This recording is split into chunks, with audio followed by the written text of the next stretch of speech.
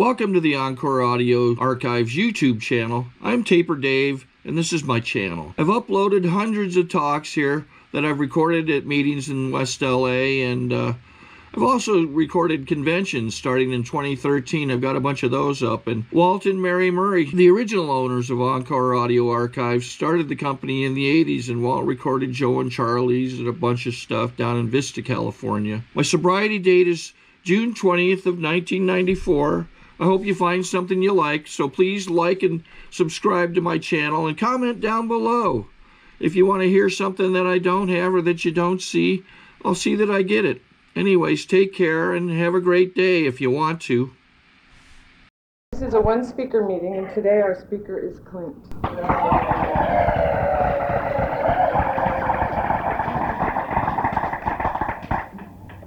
My name is Clint. I'm an alcoholic. And I'm glad to be here. I want to thank Judy for asking me to come over and speak today. I have seen a lot of old friends. Trudy, I haven't seen in 10 or 11 years. It's been a while. Susie, I never see her around meetings anymore. I'm kidding. Not true. Bill, Beverly, I haven't seen Beverly for 3 days. No birthdays, no new people. Nobody raised a hand as a newcomer, did they? Yeah? We've gotten it. Oh, great. Welcome, several. Okay. Great. I welcome you. I'm glad you're here. Alcoholics Anonymous has been, somebody said it was the greatest lost and found department in town, and maybe that's kind of the case of it. So if you feel lost, I feel when you've been really lost, I mean really lost, I'm not sure you ever get over the wonder of being found again. And I never get very far away from the fact that my life is an astonishing series of events. Thursday I celebrated 20 years in this program, and I'll tell you something, I feel like I'm 49 now. I was 29 when I got here, and I was, God knows I've mentioned often enough, lived in a little garage over in Glendale with 3 other guys 20 years ago, selling encyclopedias and getting thrown in and out of jail and having a shambles for a life. I'd been in the Marine Corps. I'd gone to college. But underlying all of that is one basic part of my life that is just the way it was. I was a pig, is what I was. I mean, and there's never enough. Never enough. I would, if there was any booze left in that little, the garage had been cut up into 4 rooms, and I had one of those rooms, and if there was any booze left in anybody's room, I couldn't get to sleep. I had to go find the booze. I had to get the beer. I had to do whatever. And you pay that price, you know, and there it is. I have been aware recently of how the relationships that I had with people then and after I got sober were so twisted by the fact that I needed to drink. I got to wipe out my head. I've got to put something in my system to get through the day, and it leaves no room at all for anybody else. Well, people came and went, but I never really did business with them. Not really. I didn't accommodate anybody in my life. You want to do business with me, you just stand around and watch me be a pig, is really what it boils down to. And they don't stay long, you know. There's not much in it for them. And so it'd been and I'm not just talking about love relationships, but all the relationships that I had. And so when I was 29 and I just barely gotten out of the Marine Corps with an honorable discharge and was living for a while in an apartment and then in the car and then in the garage, the relationships in my life were pretty well gone. I sold encyclopedias for a bail bondsman. And, you know, he'd given me that little job, and once in a while somebody'd take a set of books away from me. And I had, there was a lady over there in Glendale that I dated once in a while, and I hadn't seen her in a while. The last time I had seen her was I'd been on a toot for a few, I don't know how long, but I remember standing at her front door. She lived in an apartment over there, and I was up on the knocking. I don't know what time it was. It was dark. Her daughter answered the door, and her daughter, who was 9, said, "There's old drunk Clint again." And so I'd apparently dropped by on a daily basis for a while during the course of the drunk. And there it was. I suppose the relationships that I had were characterized as much as anything by the fact that the furniture in my little room was that little narrow cot and a Playboy magazine, an old copy of Playboy magazine. And that was my social life, right? I mean, it's, honey, I'm home, you know. It's not...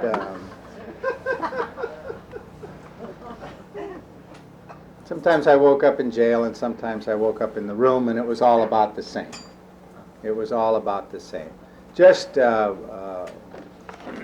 I really would like to talk about sobriety. I got arrested a number of times, and I was never guilty.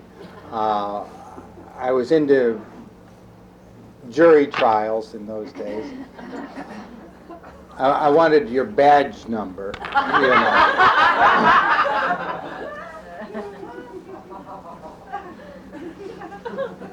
It's called, an interesting question here, implied in one of the steps is, are you powerless over alcohol? See, we quibble pretty good about what alcoholic is, but we know what powerless is, and we know what alcohol is. And if those things come together in our lives, then this program is for us. If powerlessness and alcohol touch in your lives, this program is extraordinary. You may be a pig about drinking, but if it doesn't render you powerless, there's nothing much around here that'll make sense to you. And if you're powerless, but it's not related to alcohol, you'll wonder what all the hullabaloo is about. But if those two come together in your life, welcome. Welcome. They did in mine. I mean, the last time I got arrested for drunk driving was 10 in the morning, and I was so surprised. I really didn't think, you know, they put you through the tests. And finally the guy said, "Put your hands behind your back," which is not part of the field sobriety test. You see, I was on my way to the slam at that point. And I was surprised that he, and a few weeks later I read the police report, and he said that the field sobriety test had been discontinued because the suspect was injuring himself, which is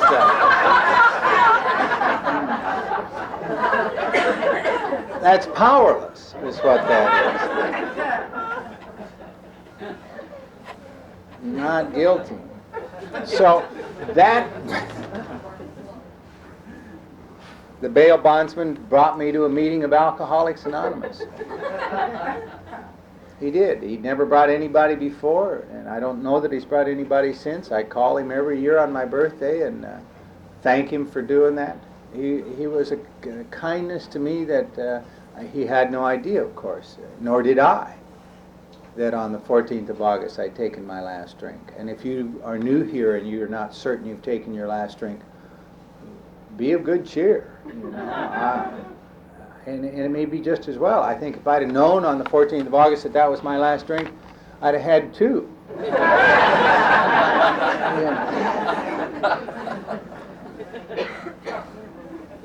Used to be when I call this guy, he was funny because he didn't think I'd make it, and it surprised me that as the years went by. I'd say, "Don, it's Clint Hodges." And there's always that hesitation. "Where are you, Clint?" But Thursday when I called him, his wife answered the phone, and now they expect a call. And it's 20 years. But I came in not knowing anything about what was going on here, and how would I, and how would you, if you're new here. It's confusing. It doesn't seem like it could possibly be as simple as it appears to be.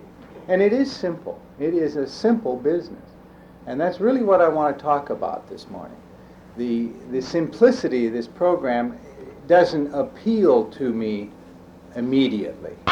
I'm looking for something with a little more zen in it, or whatever, you know. I want something that's kind of intellectually challenging somehow.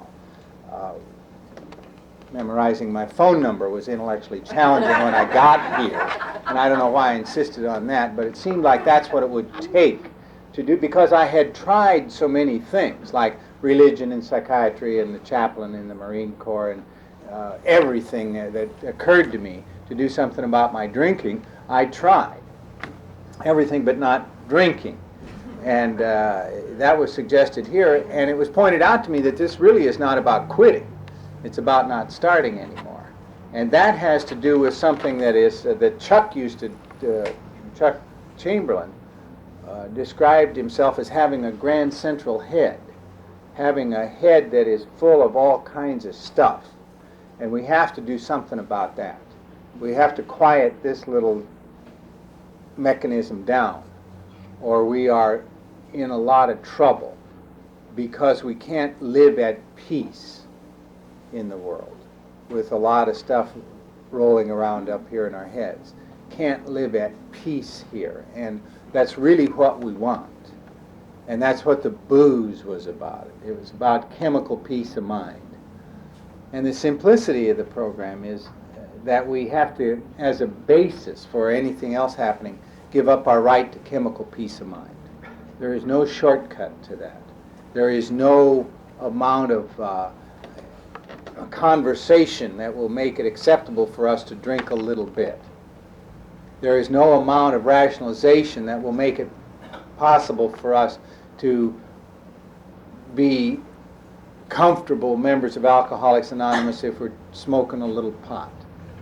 There isn't any justification, and we love justification, that will be acceptable if we're taking uppers or downers. I loved uppers. I loved speed. I loved to get going. And nothing around here is compatible with that.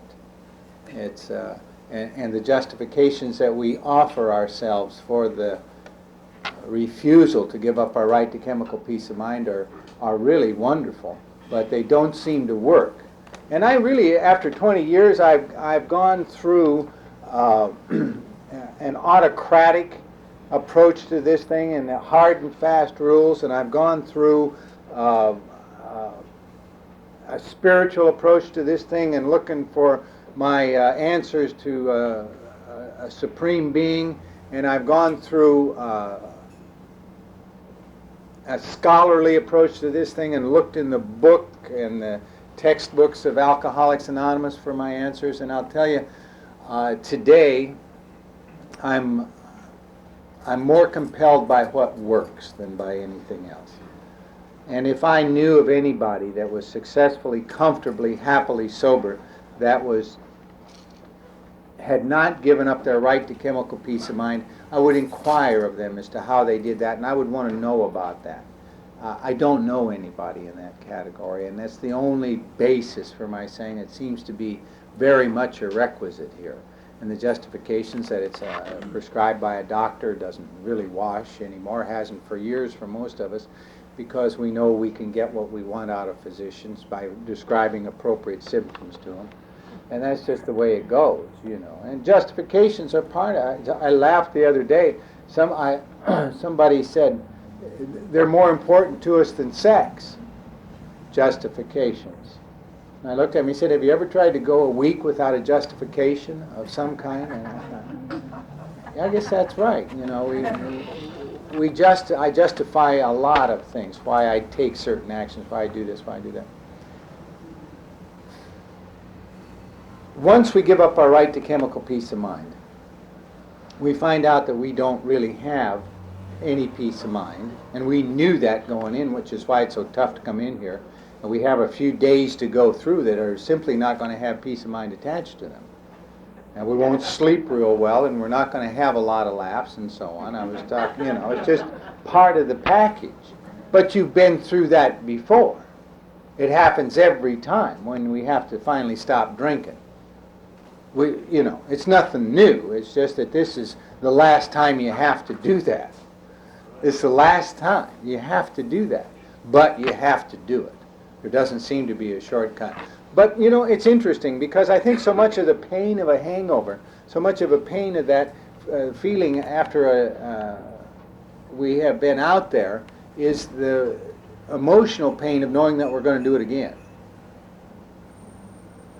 Remove that emotional pain and the physical pain isn't quite as intense. And when we come in here, we really have the feeling that we have found something at last. The emotional pain subsides much more quickly than we would think. And it leaves the physical problems, but they go away too, and they go away pretty quickly, a hell of a lot more quickly than I would have guessed. I mean, within 90 days, I was essentially comfortable from a physical point of view. Within a week, I was sleeping more or less regularly at night, and it's like that. Now I got to do something about getting this thing sorted out. I was talking the other night about I can be in one of two places. I can be here in the room with you, or I can be up here in my head. And it doesn't seem that I can do both. If I'm up here, which is where I really like to be, I'm looking at pictures of yesterday or tomorrow. Essentially, I'm seeing what I remember from yesterday or projecting something that's going to happen tomorrow. Does it have anything to do with reality? No. No. But it's full of that. When I got to Alcoholics Anonymous, it's like having an empty socket in your mouth. You can't keep your tongue out of it. And to have all that busyness going on up here, I got to go up here. And this thing is very, very busy. And the mind is a survival mechanism. I mean, ever since we dropped out of the trees, this thing has been giving us a lot of information about survival. And if the house is on fire, it says get out of the house. Good information to have. Except it hates to be out of a job. So it's always saying the house is on fire.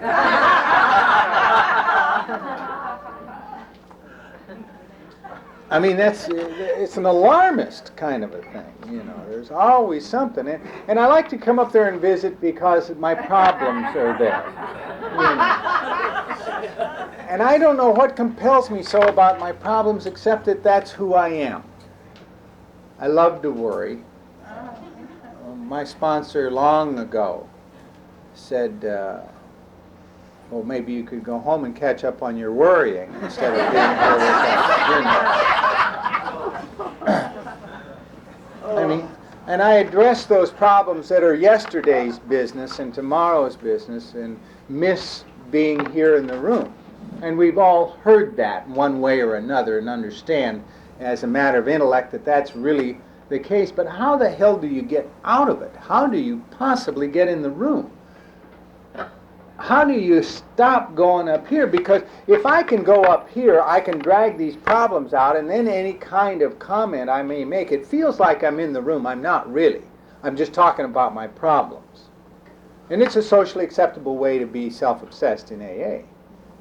And you can gather a crowd around, and you can go to any meeting and see a group of people discussing problems. And there are a certain number of problems, I suppose, that bear some discussion, like once. But do we let it go at that? No. We get them all gathered around there. We get a crowd around us to talk about our problems and describe them from every possible angle. Take some photographs, get some sketches of them, And somebody says, hey, I got a solution. Not now. Jesus, I'm talking about my problem. Give me a break. Lighten up with the solution. You know what I mean? What are you, some kind of a fanatic?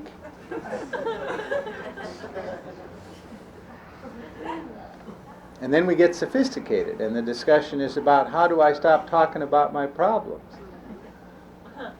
which isn't any movement at all. Feels like it, just like talking about the problem when somebody else feels like we're in the room. It's a little tricky. I love it up here because I see stuff that I'm familiar with. I'm familiar with worry, and I go for that. I'm familiar with anxiety, and I go for that. I'm familiar with impoverishment, so I like that. And I can find it all up here. Rejection, pain, anything I want. I can get it up there. And to abandon that, or to abandon the character defects that are up there too, the lying and all the rest of it, is not an easy business because it's so much a part of my identity. And so, there is something very, it seems odd to say that if you really want to get sober and stay sober in Alcoholics Anonymous, you have to give up a certain amount of unhappiness. But you do. And it isn't easy. And your life will improve. And there's practically nothing that you can do about it. I know it's a drag. It'll get better. Implacably. Even if you have a sponsor.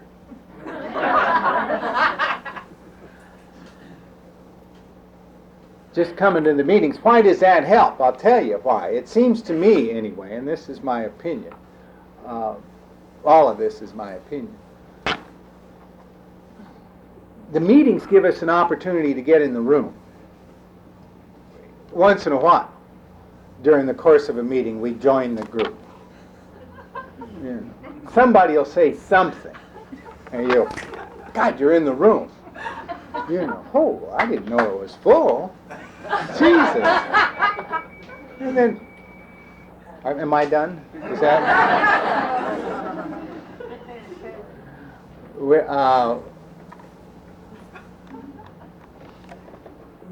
That's the, and we get a little relief from being up here. We feel great at 10 o'clock.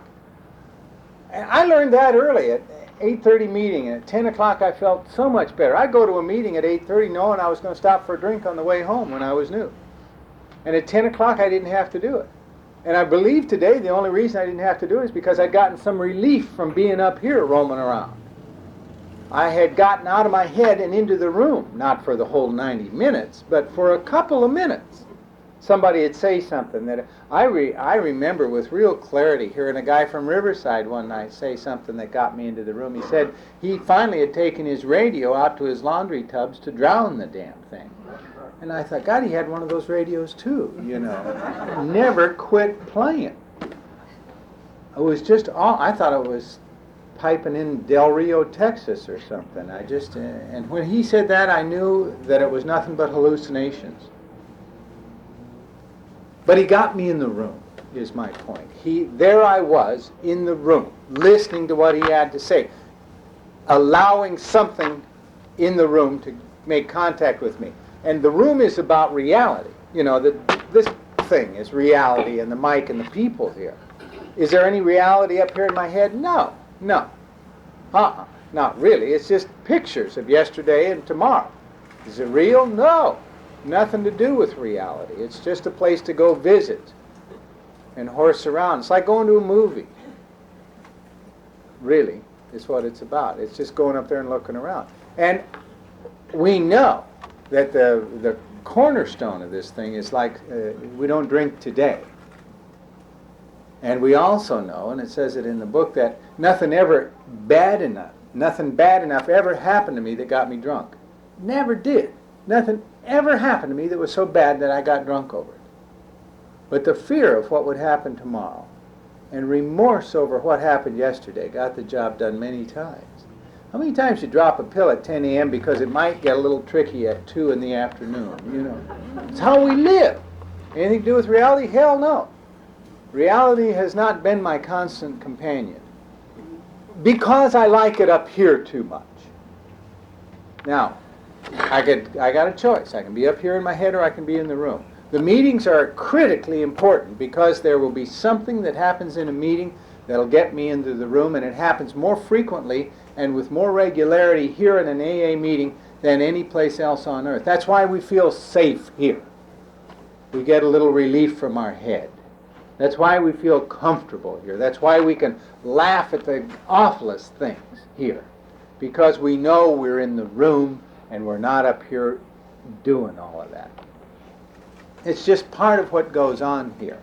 And so if you're new here and you've given up your right to chemical peace of mind, you go to lots of meetings because it will calm down your head. It will allow you to be with us here. If you stay home and worry, nothing will come of it. You've done that for however long you've done that. And the net effect of it is whatever your net effect is. But if it was that hot a net effect, you wouldn't be here at the Marina Center on Washington Boulevard on a beautiful Saturday at noon. You would be out there doing whatever it is you do. Now, what do we do for a little long-term solution? What do we do for something that'll take us through the 20 years? How do you do that? I mean, for some of us, there's not enough meetings on earth, and we can't be in a meeting every hour of every day. We got to go out there and become self-sufficient. We've got to go out there and earn our living. We got to do all of this, and we got to do all of that. And we know that we got heads full of a lot of crap. What if there was some way? And this is kind of a silly idea, but what if there was some way to take this stuff that's running around up here, these ideas that are so intimidating and make us feel so sick about ourselves and make us feel so frightened that we are different than anybody else and make us feel like there's something bad wrong with us that will never get fixed, our secret stuff. What if there was some way to take that and with a paper and a pencil write it down and reduce it to writing? What if we could do that and take a look at it and just kind of see? For those of you that have done that, and it's called step 4, you know that when you see it on paper, it's not as bad as you thought it was. Some of it is a surprise. Some of it looks like, well, God Almighty, no wonder. I wasn't as screwed up as I thought, and look at how inevitably this followed this. And it gives us a little bit of clarity on it and begins to quiet this thing down. What if there was some way to take that stuff and read it to somebody else? Share it with another human being. That's step 5. And it further clarifies and further calms this thing down. What if we could, out of all of that stuff, make a analysis of it that would allow us to probe it for character defects, for our contribution to the problems that have swirled around us all our lives, and for how that all got started. These defects of character or shortcomings or whatever you want to call them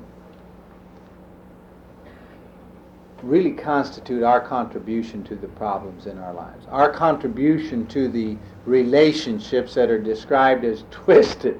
There is a paragraph in the book, in 12 and 12, that I have always identified with. It says this: it is from our twisted relationships with friends and family and society at large that many of us have suffered the most. We have been particularly stubborn and stupid about them, is what it says. We have always tried to manipulate others and control them, or we have depended on them far too much. We want to rise to the top of the heap or hide underneath it. And then it suggests a solution. It says, we have never once tried to form a true partnership with another human being. Of brotherhood we had but small comprehension, is how it's set out. And I identify with that very much. And with that word twisted, because that's the nature of the relationships that I form. And I contribute and create that and bring it into my life. And I do it because of these character defects. And so they're worth examining. Is it pleasant business? Hell no. Is there any real... You know, it's funny. There's 12 steps. And I'm just talking about a few of them, because I think they're particularly appropriate to calming this thing down. if there were, when it was pointed out to you, see, whenever you tell me there's 12 steps to anything, I know that 6 of them are thrown in there just for drill. You don't really mean it about the 6. But the steps weren't handed down to us by the Missouri Synod, you know. They were developed by early members of AA, Wilson particularly, for a very practical reason. He didn't want to drink anymore. And if he'd have found a way to stay sober on 7 steps, I think that's all the steps we'd have. This is not a drill, you know. And each of these steps is extremely effective in doing what is necessary to allow us to live in a world in which we feel welcome and loved and comfortable, which is the real world. Because up here it doesn't happen like that. Not really. For a few moments, maybe I can fantasize something that seems warm, but it doesn't, of course, have anything to do with reality, and I can't duplicate it anyplace.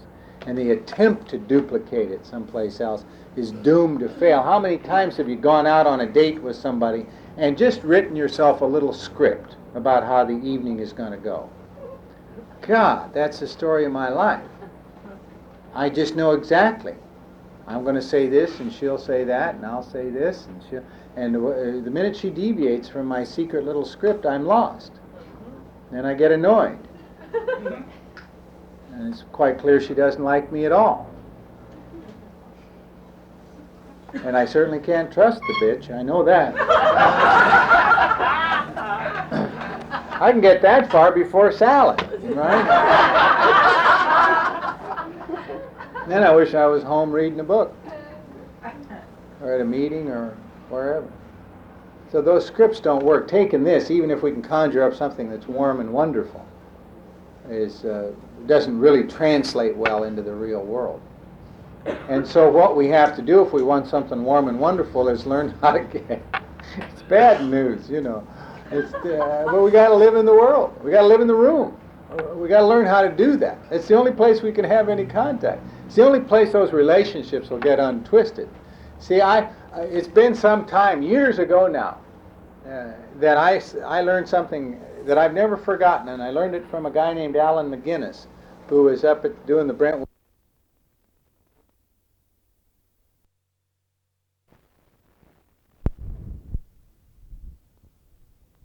Warm and wonderful is learn how to get. It's bad news, you know. But we got to live in the world. We got to live in the room. We got to learn how to do that. It's the only place we can have any contact. It's the only place those relationships will get untwisted. See, it's been some time, years ago now, that I learned something that I've never forgotten, and I learned it from a guy named Alan McGinnis, who was up at doing the Brentwood workshops years ago on Thursday at that beginners meeting. He's the one that gave that talk that was translated into that pamphlet called The Member's Eye View of AA. And he was a hell of a guy. And I remember with real clarity how he got me into the room one night. Because what he did, he was talking about the 11th step. And he said there's only one time that any of us can have a conscious contact with God. And I kept waiting for him to say something really weird, like when you're in a meeting or when you're doing on a 12-step call or loving somebody. He said the only time that any of us can have a conscious contact with God is right now. I mean, if I leave the moment, I go alone, is what it boils down to, really. Do I leave the moment? Of course. Of course. But if I want that conscious contact with God, I better get into... That's why I think they say God hasn't any grandchildren. You know, you can't... We're all God's kids, is the statement. But he doesn't have any grandchildren, meaning that we can't work out a relationship through anyone else. And I don't think we can work it out in any other time but now, either. It just seems to be the way of it. Because that's when we can accept whatever we can accept about that relationship. But then it's when we can accept whatever we can accept about any relationship is right now. See, the thing that has been a trap for me over the years is this business about learning everything I can about the lady everything. I mean, I really make an effort to learn everything about her.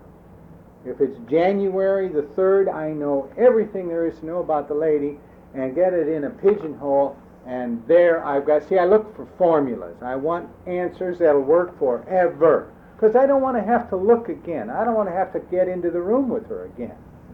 I know who she is, and I got a series of responses, and I know what this and that and that. Put her in, and so by February 1, I'm doing business with something that's about a month old. By March 1, I'm doing business with something that's 60 days stale and annoyed because she's not responding the way I want. Is she who she was then? Hell no, she's changed. Do I look again? No. How can I get annoyed if I look again? And I love being annoyed, God knows.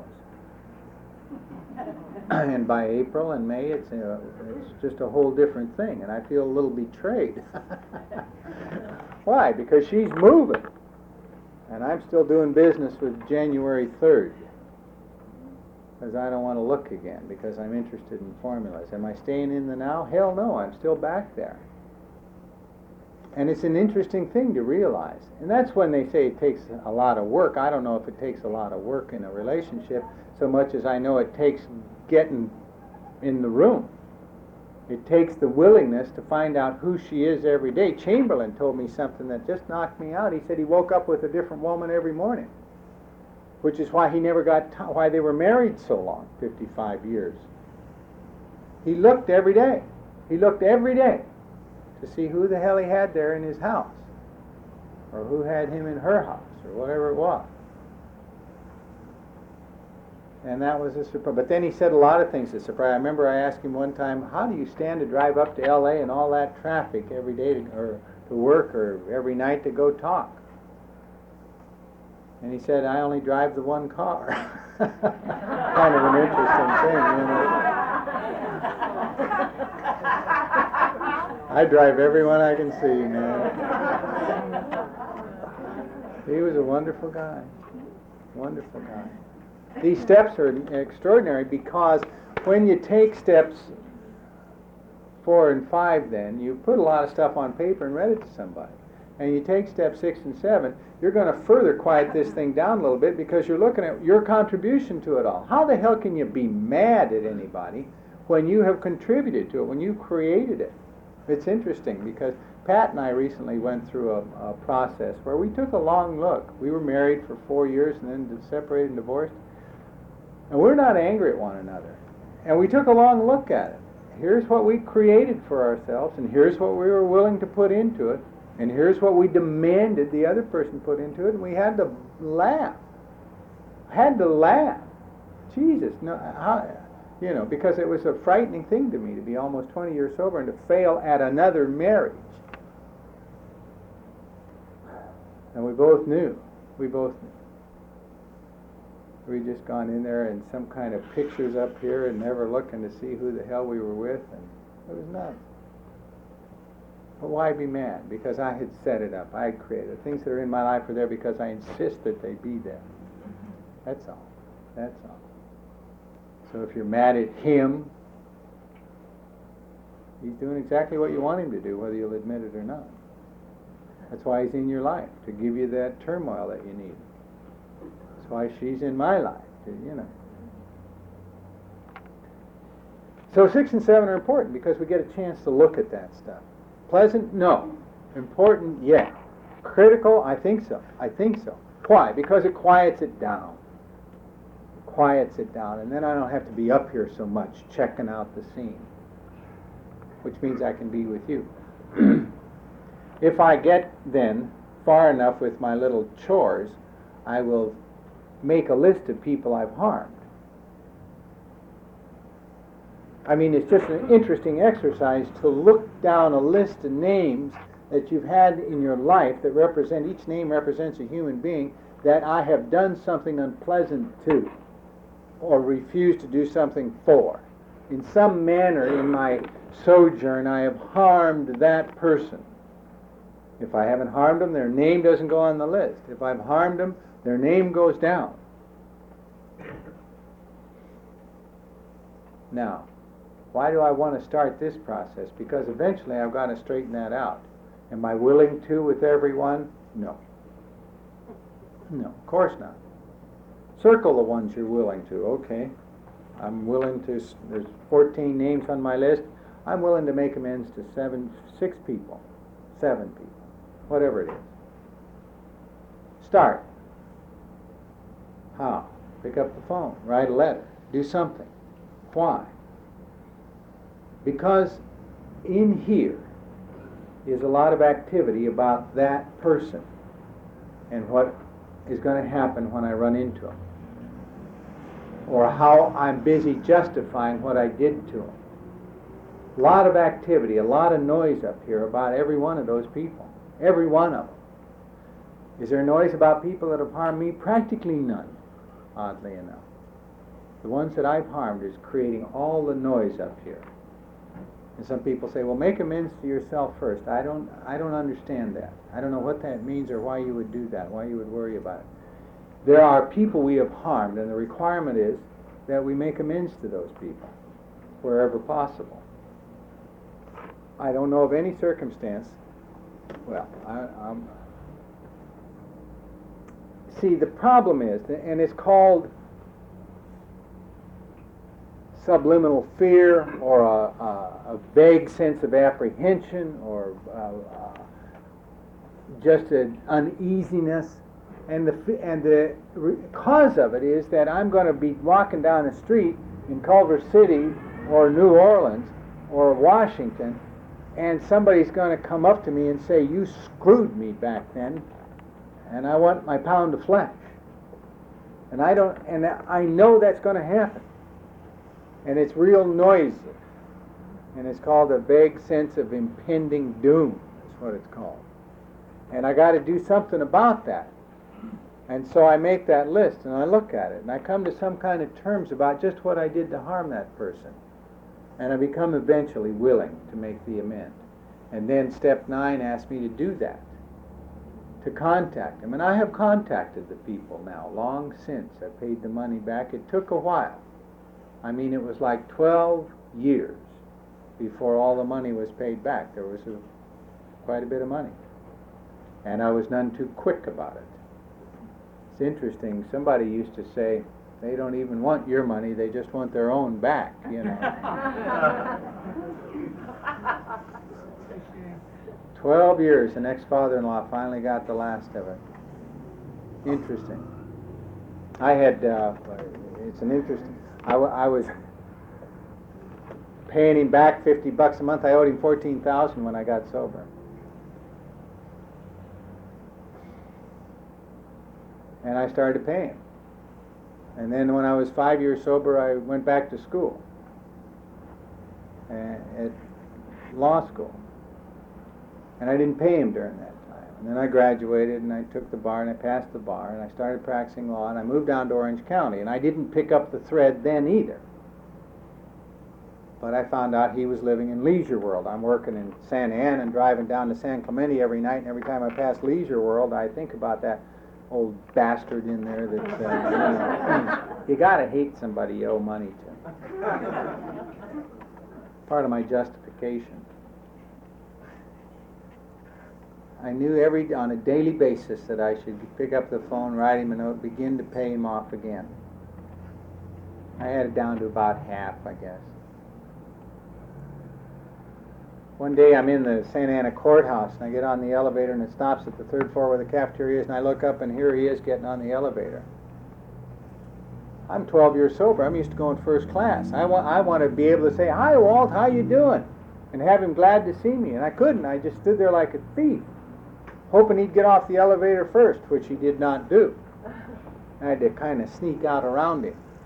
It's in November of 1978, and I knew that night, put in a long day.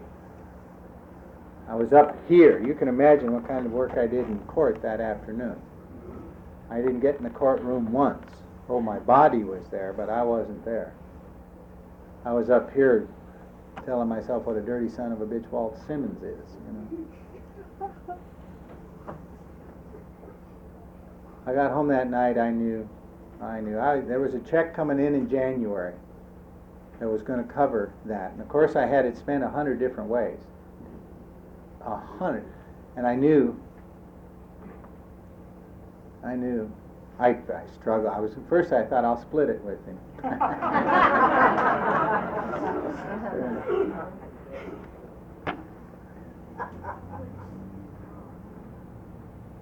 It came in. I started to put it in my account because it was a little more than I owed him. And I knew I didn't even dare do that. I endorsed it and sent it to him with the letter. And 3 weeks later, he sent me a letter back with the promissory note. This is now 79. And he sent me back a promissory note, which I signed in 59. Marked paid in full. And a nice letter.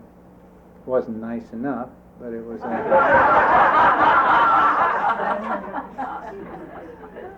But I felt great about that. And it's funny, my income went up at once. At once. I had one more to do. A guy, I burned his sofa down when I was... I sent him, I think it was, I sent him a check for $250. And he was great. He sent it back to me. He hadn't seen or heard from me in years. And I just felt so good about cleaning up the big one that I thought, I'll take care of that last little one. And I sent him the check. He sent me the check back with a wonderful letter. Wanted me to donate the $250 to AA. And someday I might.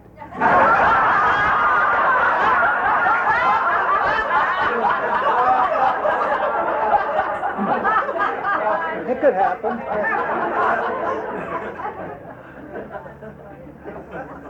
But it calms me down. It calms me down. It gets my head calmed down. And of course, the cleanup stuff, the crap that I generate every day is about step 10, continuing to take that inventory. And when we're wrong, promptly admit it. And I'm getting where that's not quite as tough. It's interesting because for so long I misread that step. I thought it said if we were wrong, promptly admit it. And I'm never wrong, and so it was just... and so that's it. It's about... The reason that I go into that today is because I think it's critical to take these steps. And I think if we understand what it will do to us, it makes it a little easier to do it. And it could be done in a weekend. I put it off for a long time. I mean, I was at it for 2 years before I took an inventory. I know a guy that didn't take one until he was 3 years. And some people put it off because we're afraid of what we'll discover, because we get a little bit comfortable and we learn a little drill about AA and we come to lots of meetings, and the meetings give us enough relief that we can make it for a while until the storm hits, and then maybe not. The meetings will do it, and for the same reasons that the steps do it. It calms this thing down. It gives us some relief from being up in here and allows us to get into the room. And when I'm in the room, I know you care about me. And I care about you. And it gives me an opportunity to tell you I love you. Thank you.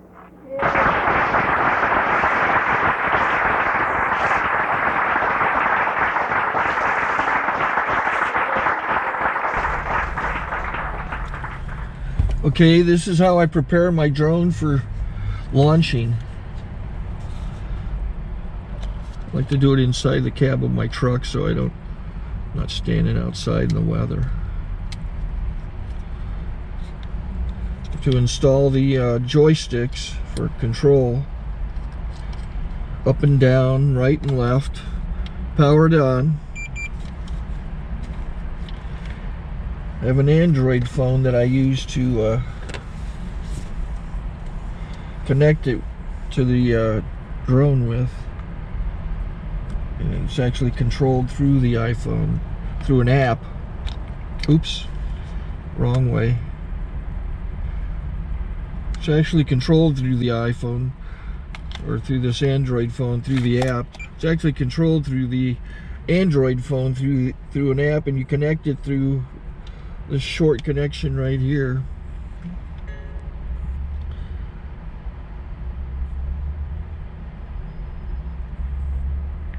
Remote control connected. Remote control's connected. So I pull out the drone. I have to extend the legs. Long legs extended first, then the short legs. Remove the gimbal protector. Set that aside, then power it on one short burst and one long burst. I lay it down. So I have to go to calibrate. So the drone's not connected yet. It shows you here as this drone gets disconnected, even though the remote's powered on. So the drone has to establish it's connected. So I go into the app to calibration mode. First I'll calibrate the remote controller. Start calibration. Out, in, oop, out, in, up, down, and then this little wheel is to control the gimbal.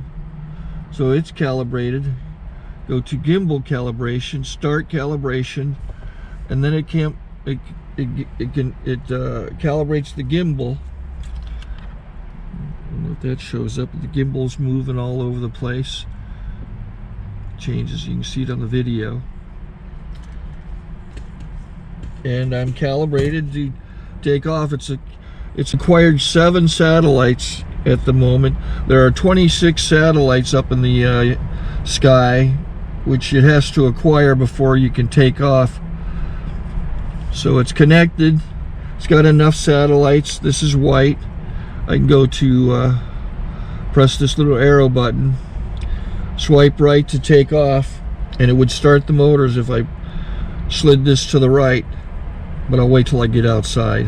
Don't want to do it inside.